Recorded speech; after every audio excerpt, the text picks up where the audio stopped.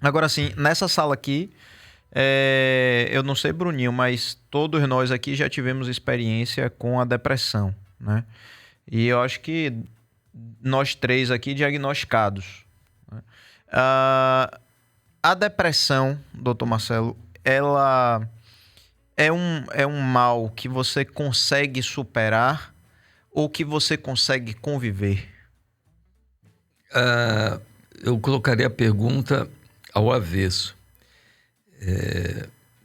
A felicidade não é o bem mais supremo da vida, porque ela é precária. Nós temos momentos de felicidade, né? E nós temos um núcleo que não é depressivo, mas um núcleo que evitamos, contornamos da maneira que a gente pode, que os animais não têm, mas nós, como somos seres que falamos com palavras, nós podemos falar disso. É que mesmo que a gente nunca fale, a morte é a nossa grande questão da vida, né? Qual é o sentido da vida? Eu estou aqui, qual é o meu sentido? Então, o que por exemplo, é aí que a psicanálise ela se separa tanto, por exemplo, das religiões, porque a grande maioria das religiões tem um saber do que é a vida após a morte. A psicanálise não sabe nada sobre o que vai ser, não temos saber algum sobre o que é uma vida após a morte, se é que tem, eu não sei, mas eu não sei. Até agora. Você acredita? Não, eu não. Eu não acredito, até porque eu assisti muito filme de vampiro e uma das coisas que mais me dá medo é a ideia que eu vou viver a eternidade, né? Olha o sofrimento dos vampiros que vivem ali 1000 anos, né? Dá um sofrimento danado. Pô, mas peraí, né? Você não vai viver, não vai transcender espiritualmente como um vampiro, né? Eu não acho que você vai virar vampiro, de jeito nenhum. Mas também não quero virar uma planta. Então, eu prefiro dizer que, para mim, essa encadernação, talvez não precise de outra encadernação, não. Eu vou viver essa minha encadernação aqui, tá bom? Pelo menos assim, o meu ofício se ocupa dessa. Mas sabe que eu fico pensando nisso? Por exemplo, as pessoas que não acreditam em absolutamente nada e são Eu não acredito depressivas. um bocado de coisa. Não, eu digo na transcendência, né, do espírito. E que têm uma tendência à depressão ou são depressivos. Porra, é difícil a pessoa que tá deprimida, né? Falo de cátedra. Imaginar que a gente só tem essa vida aqui e que se essa vida daqui ela tá completamente detonada, por que estar nela, né? Mas Por que estar aí, nela? Qual é o sentido? é aí que entra aquilo que eu falei, o papel tão importante das religiões. Porque elas tentam dar um certo sentido para a civilização. É por isso que a psicanálise nunca vai ser muito popular. Porque ela não vai responder às questões, ela não vai ganhar o mundo, não vai conquistar o mundo, né? Ela vai servir para algumas pessoas que, por exemplo, na minha vida, não é que eu não quisesse acreditar em algo transcendente. Eu tentei, mas não rolou. Quer dizer, eu não posso mentir para mim, né? E eu me lembro muito de uma frase de Voltaire que me diz muito do que eu vejo hoje em dia. É o seguinte: Voltaire ele diz assim: Deus fez o homem à sua imagem e semelhança, e o homem pagou na mesma moeda, né? Então, assim, o que se diz e se faz em nome de Deus também, não sei se Deus é isso, né? Não posso saber. Para mim, o que funciona? É difícil, é doloroso, mas é saber da finitude, né? Saber que nós temos uma certa finitude, mas que a gente não deve ver isso, não deve ver isso digamos assim, como algo tão trágico, não, né? Eu, por exemplo, eu vou falar uma coisa que já dá assim, as pessoas não gostam muito quando eu digo isso. O sonho de todo mundo assim foi dormir, quando acordou estava morto, não é? Não é a morte que eu quero. Eu preferiria que alguém chegasse: Marcelo, você tem um câncer, vai viver 6 meses. Claro, eu não quero dor de jeito nenhum, eu vou te dar o melhor remédio para não ter dor, tudo.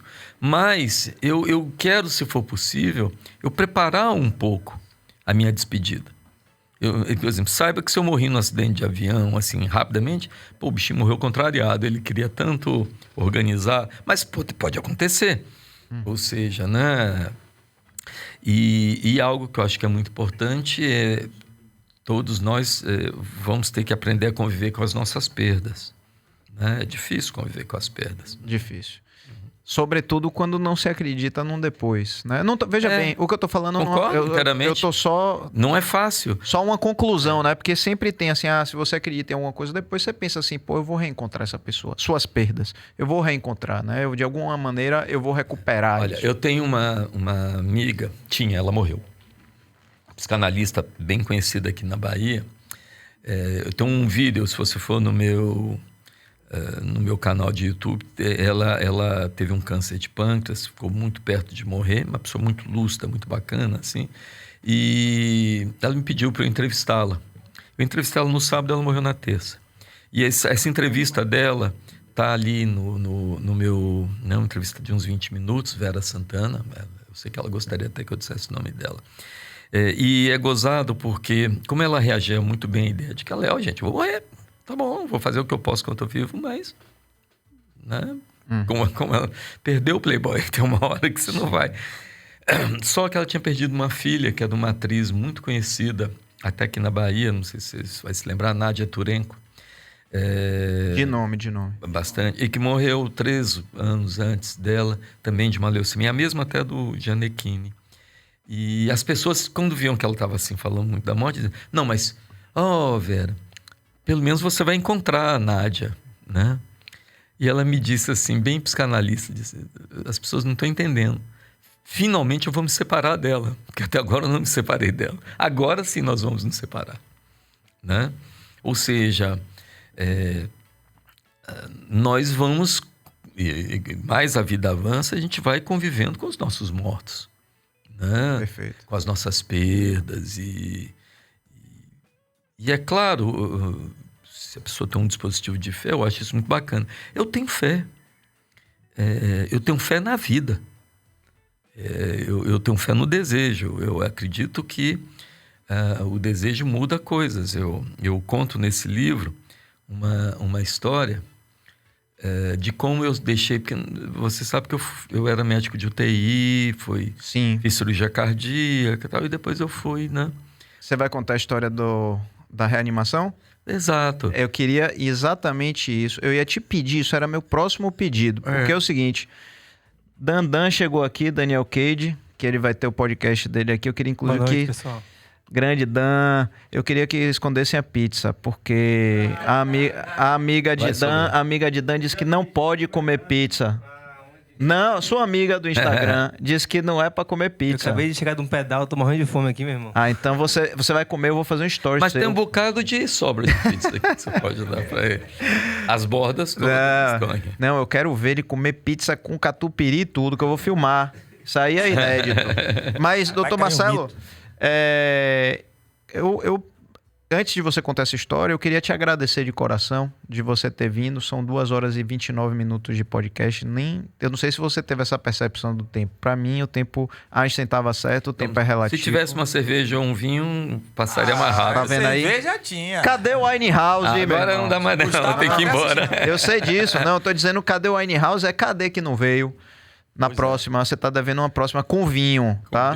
Então, queria, em primeiro lugar, te agradecer pela generosidade do seu tempo. Ainda mais sabendo que agora você tá vivendo uma vida aí fragmentada mundo afora. Pelos fusos, né? Muitíssimo. Conversar com você é sempre maravilhoso. E eu queria ouvir essa história, queria que a galera ouvisse, todo mundo que tá assistindo, que é uma das histórias mais fantásticas que eu já ouvi até hoje.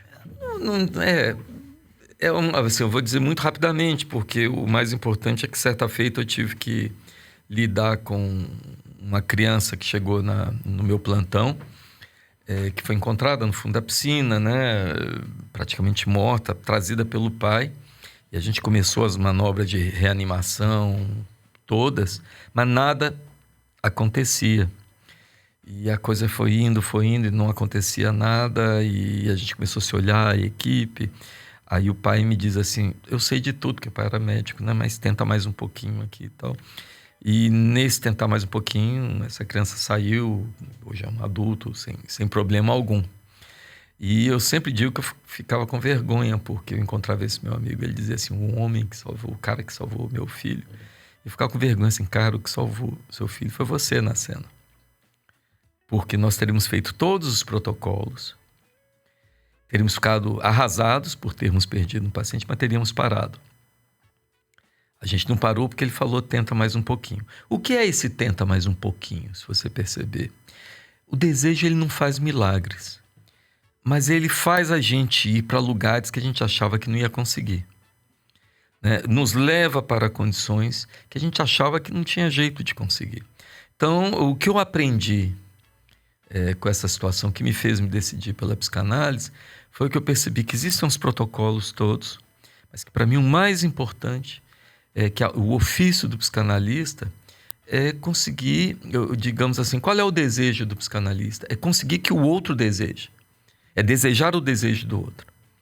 É causar esse desejo do outro para que esse sujeito não fique tão apagado, tão deprimido, tão na cama, né? E para isso ele vai ter que se desfazer de traumas, de histórias, de muitas coisas e saber fazer alguma coisa com a perda. Eu acho que a gente precisa encerrar. Eu vou falar uma história que talvez vocês não conheçam.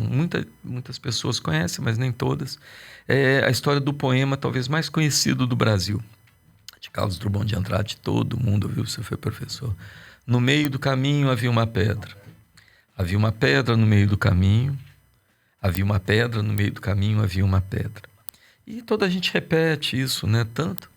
Só que talvez nem todo mundo saiba que quando ele compôs né, ele escreveu, né, essa poesia, ele tinha acabado de perder um filho e que ele estava muito enlutado e que como poeta ele teve que fazer algo com a perda desse filho e transformou pelo anagrama perda em pedra.